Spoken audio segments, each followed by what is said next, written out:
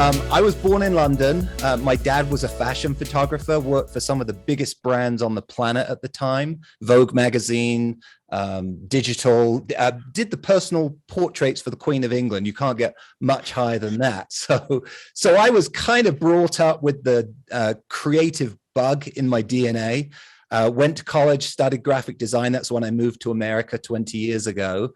And started working just in the graphic design world. And that was right when video was starting to become something that businesses could use, when the internet started to be able to support that.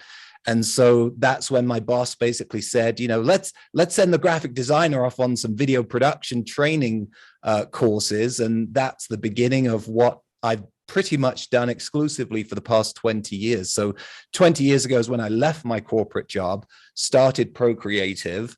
And for 15 years, we did every kind of video you can imagine with a focus on selling someone's product. So infomercials, like you said, TV commercials, YouTube videos. But the big shift happened about 5 years ago. Up until then, we'd often have customers that would say to us, hey, we've seen this really funny video online, or we saw this Super Bowl spot. We want to do something like that. And up until 5 years ago, my response was always, sorry, we don't do funny. Because the worst thing that you can do, hear me, the worst thing that you can do is try to be funny when you're not. And we'll talk about how your listeners can overcome that problem, because I had to do it. I don't consider myself the funniest guy in the room. But if you can find funny people to help you to get on the bus and become part of your team, whether it's a freelancer or an employee, then you can really make the big ripples throughout the internet. So about 5 years ago is when we finally said, okay, enough clients are asking for this. And frankly, TV is going down and down and down. We've got to come up with something that will get us the results that we used to. So that's when we assembled our team of writers, and I launched funnysalesvideos.com. And I'll finish with just a quick comparison. Before launching funnysalesvideos.com, the biggest viral hit that we'd ever got, if you can even call it that, we had a client that produced a video where we got 100,000 views, which we thought at the time was pretty good on YouTube. Our very first campaign after we launched funnysalesvideos.com was a tiny company with a super niche audience. It was selling a SaaS service. And our first campaign, between 3 videos that we did, got over 7 million views. And more importantly, $500,000 in signups to their service. Fast forward to today, 5 years later, our biggest campaign has over 100 million views. I mean, that's 1 in every 3 people in America have seen this video. And more importantly, has created a household brand name and generated millions and millions and millions of dollars in revenue. So that's why your listeners should sit forward and listen, because after 20 years, these kinds of videos are performing better than anything I've ever seen. Big time results right there, Joe. So you talked about really growing up in kind of that creative space, your father being a photographer, and geez, I mean, you talked about the biggest brands and biggest names. You got to photograph the Queen of England. That's impressive, right? For a personal portrait. So huge stuff there. And then you talked about, getting into the creative space, being a designer, graphic designer, then going on and being this video production company, or being a video producer, launching your video production company. And 5 years ago is when you pivoted and realized that enough clients are asking for humorous videos. Let's focus on creating funny videos. And how do we do it? You said something that was really important, and I want to make sure that I just play it back. No matter how funny you think you are, you are probably not that funny, right? To be able to go out there and come up with a joke and go ahead and try to do that. So when you're talking about creating these funny videos, it's not just take whatever idea you have in your head and go out and shoot it. There's a process behind creating this content. Just walk us through a little bit of that at a high level, because I know this is not by happenstance and just luck that you're able to get these kind of results. Yeah, I mean, most of our clients, their jaw drops on the floor when we tell them how long our typical video takes to create. And that's the difference between, the kind of video that everyone else is posted on social media and the kinds of videos that really get the attention, the interest, and most importantly, the clicks to a sale. But our typical video takes 4 months to produce from beginning to end. Now, don't be scared off and say, exit this podcast. I could never do anything like that, because you don't have to. All I'm saying is that whatever you're doing right now, you can elevate it and make it better by adding humor. You don't have to do everything that I'm going to go through.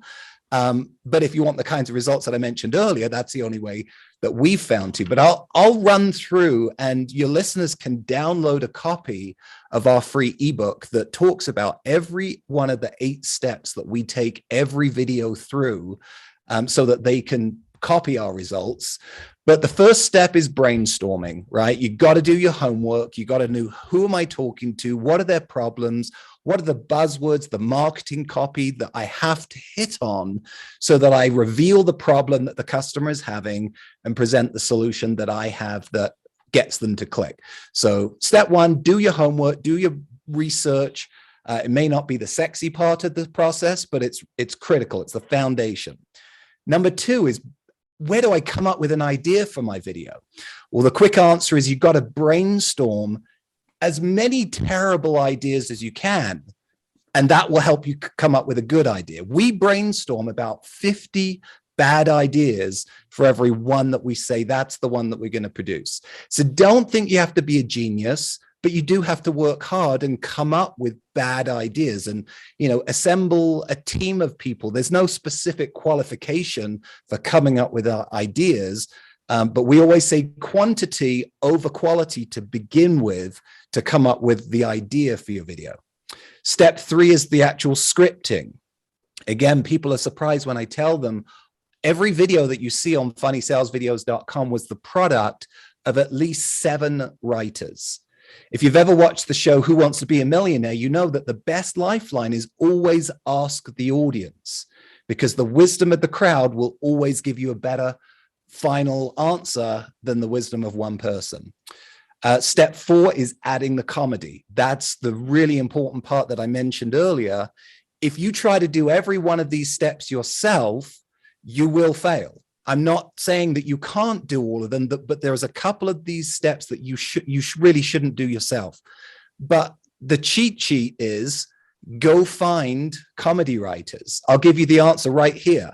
I started out hiring people on Fiverr. Not very expensive, but I would not produce a video unless it had gone through at least 5 professional comedy writers. Doesn't have to break the bank, but if you go to Fiverr, you'll find people that are willing to work for pretty inexpensive rates that have a lot of experience writing comedy. So we'll write the script with a script writer, but then we'll take that script and we'll send it to 5 different comedy writers. Now, I don't really use Fiverr anymore. I've got other people that I've developed relationships with. And again, in my ebook, it talks about how you can find comedy writers, whether it's online or, going and finding comedians that, come to your local comedy club. There's all sorts of different ways. Reach out to people on YouTube. Okay, so step 5, and I'm breezing through this, is the production. And you think, as somebody that's run a video production company for 20 years, you'd think I'd say that most important thing is get the best $50,000 cameras like we have and the best sound. That's not the case. The most important part of this kind of a video is not to try to do it yourself as far as who goes in front of the camera. You got to hire a really good professional trained actor, usually somebody who has experience in improv comedy. Again, I go into the details of that in the ebook, but that's the most important thing. I would rather have a great actor and a terrible camera filmed on an iPhone. In fact, there really isn't such thing as a terrible camera anymore, because everyone has such a beautiful iPhone, something I wish I could have had 20 years ago.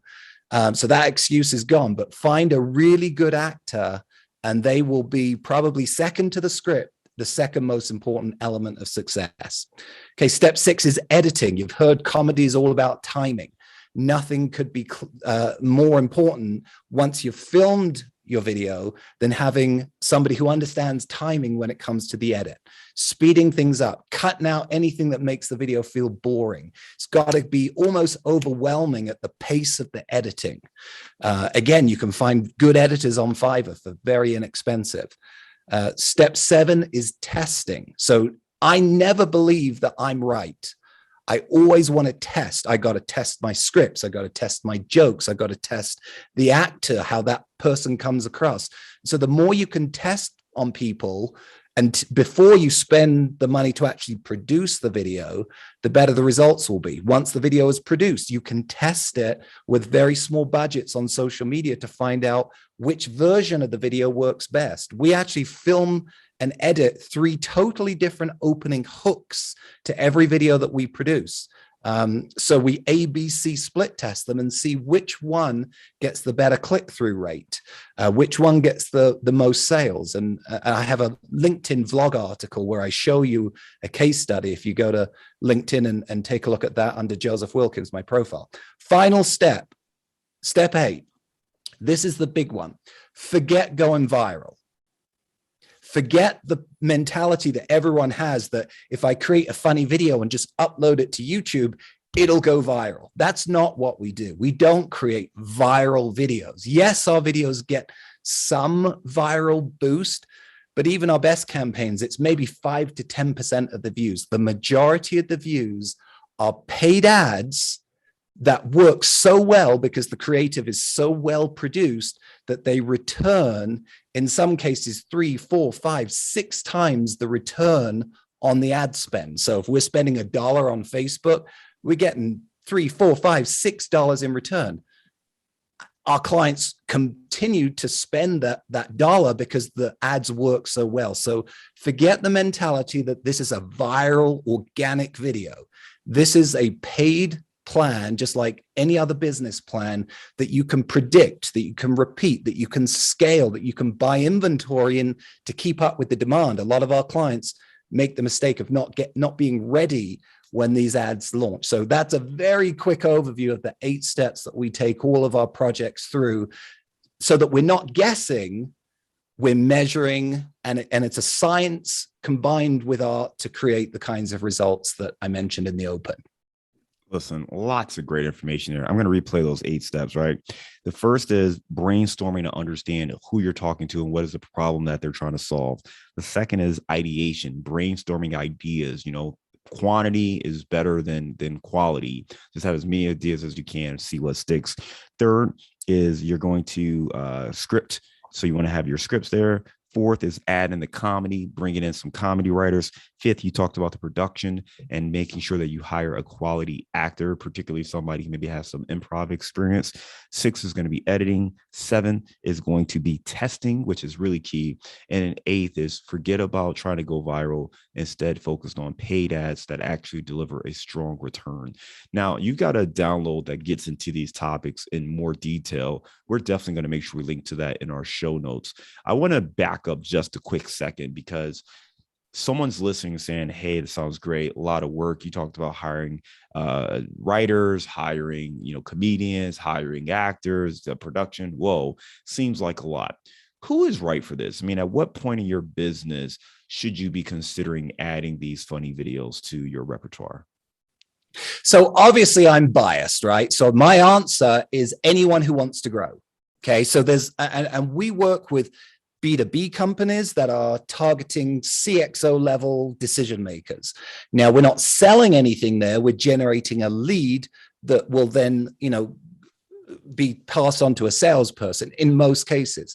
We're also working with, companies selling e-commerce impulse purchases. We've done projects for companies that are brand new that are raising funds. In fact, one of our videos, we raised $1 million for a startup on basically a Kickstarter kind of a campaign where we were looking for people to invest in the company. So it doesn't matter what your platform is. Now, obviously, those 3 different examples are going to be totally different kinds of videos. So I always tell people, funny videos are great for any companies whose audience is a human, who has emotions. right? Now you've got to make sure, though, that you're speaking in the language of your audience. So my video to a CXO is going to be so much more sophisticated and intelligent and hit on the pain points that that CXO has on a daily basis. Compared to a teenager, I got to get completely different writers for that who understand, the terms that the kids are using these days, or else it'll just completely fall flat.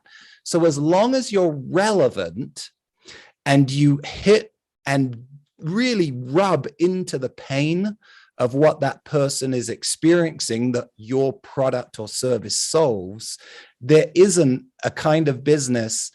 I mean, maybe, if you really push me, I don't know that I'd do a funny video for a funeral home. There may be a couple of examples, but 99% of businesses out there can benefit from humor if done right. And that's the key. Again, you don't want to be silly. You don't want to be offensive. You don't want to, come across and lower the value of the brand of that company. It still needs to speak in the voice and the culture, just in a different execution than you may have ever done before. Yeah, you mentioned the example of that kind of Kickstarter investment raise, and many of our listeners are multifamily investors themselves who may be raising money for deals or apartment buildings that they're looking to buy. So there's a sense, or maybe the natural inclination is, hey, I've got to be serious and I've got to be professional, and I need to make sure that I come across as a super credible person.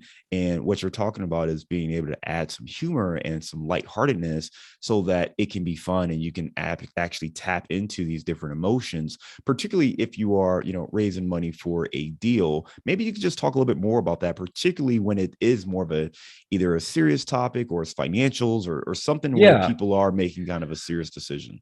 Well, a great example is kind of the revolution that we saw in the 90s in the insurance industry. Okay, so maybe it's kind of similar to real estate. It's kind of a serious, not terribly sexy topic, right? Insurance. And yet, what did every single insurance company follow Geico in doing? Using humor. Now, what they didn't do was trot out their CEO and make their CEO a comedian. That would have sunk the brand. What they did was they created lovable characters. Think, the Geico gecko lizard. Think Progressive Flo, the lady with the white overalls. Think the cavemen that Geico used. Every single one of those industries realized that they were being ignored. And so they needed to connect with people on a different emotional level. And so, I don't care what industry you're in, with maybe just a few exceptions, humor is something everyone loves. Everyone loves a story. Everyone loves to smile. Everyone loves to laugh. Think about the most expensive real estate in the universe, the Super Bowl. What are 99% of those Super Bowl ads using for their, $4 million 30-second airtime? They're using humor. And a final note, all of these videos that we produce, their main objective is to be connecting with their customers on social media. Well, why are people on social media in the first place? It's not to be sold. It's typically not even to be educated. It's to waste some time. It's to have a little break. It's to, be amused. And so the closer your content looks like that entertainment that they've come looking to consume, the more likely that you are to connect with them. And that's why we get tens, hundreds of millions of views on our campaigns. And more importantly, we're telling a story that has a relevant problem that solves a need that then that person can connect and click into a sales funnel. And that's where we get the returns on our investments. Love that perspective. Joseph, there's obviously multiple ways we could think about video and video content. For some people, they look at, either having daily posts and, posting on Instagram and YouTube or weekly. But when you think about the production timeline, you mentioned that it takes 4 months to create a video. Are you looking at, creating content that is either evergreen, or is it, hey, we'll do one big production and then we'll try to have, maybe a weekly video or something smaller that we can produce outside of that? Just give me a sense of that content production approach. Great question. Great question. So I always tell people marketing is like a salad. right? You would never want a salad that's full of chicken. You need, lettuce and tomatoes and cucumbers. And that's kind of how you should look at your marketing distribution or delivery, right? So I tell people, go make crappy looking videos, right? Go interview your customers. Because I said earlier, you shouldn't be in front of the camera. That doesn't mean you should never be in front of the camera. That just means for this kind of top of funnel, first impression video that, I don't have any clients that are making these kinds of videos every week or so. We have one client that we were doing one a month. Now with a 4-month timeline, that took a lot of pre-production. But I tell people, the typical company needs one of these maybe every 6 months, maybe one a year, depending on how big your audience is and how much you're going to get it out there. We have customers, in fact, one of our biggest customers, almost 2 years later, they're still running the same video that we started with because they haven't saturated yet. But you can't just rely on that one video. You've got to have, that's the top of funnel first impression video. Once they click into that video, you want to send them weekly updates and, messages from the CEO and unboxing videos and customer testimonials. These should not have humor in my opinion. Humor should be done right or not at all. I mean, I guess there's some gray middle ground, but definitely you should continue to be connecting with these customers. But my assertion is that you won't get the privilege to connect with them unless you start with a really attention grabbing video. And that's what our video is intended for. After that, by all means, make all kinds of videos to continue to connect with them. And with these 8 steps that you've laid out in these funny videos, you've helped some of your clients, I believe, grow sales of over $250 million. So there you go, as far as proof that using humor absolutely works to connect with people if done the right way. Joseph, how can our listeners download that 8 steps to make these funny videos guideline that you put together? Yeah, we've made it really easy. It's just one place to go, funnysalesvideos.com. That's where you can see all of the examples of our videos that I've been talking about. You can see the case studies of the success that our clients have had. But if you scroll down to the bottom of that page, there's a banner that basically shows a picture of an ebook, and it's just right on the homepage, funnysalesvideos.com. Give me a failure or an apparent failure that set you up for later success. Oh, putting all of my eggs in one basket. So back in the 2008 crash where, companies were going out of business left, right, and center, we had put all of our eggs in one basket of just doing television. And that was about the same time that television was really crashing as well. And that's when we realized we needed to pivot. So I would say, don't put all of your eggs in one basket, whatever that means to you. Have plans for, the eventuality of disruption.